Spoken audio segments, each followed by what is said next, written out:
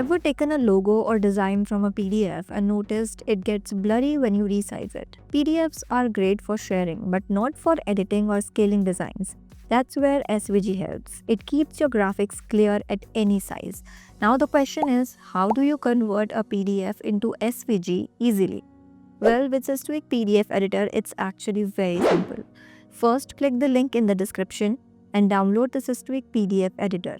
Once it's installed, open the PDF file you want to convert. Now at the top, click on Convert tab, then select Convert to and choose the PDF to SVG option. Choose the folder where you want to save your SVG file and finally click on Convert to SVG. And that's it, your PDF is now converted into a clean, high-quality SVG file. If you want to convert multiple PDF files to SVG at once, go to the Convert tab and click on Batch Process. Then choose Batch Convert. Now you can drag and drop all your PDF files into the window.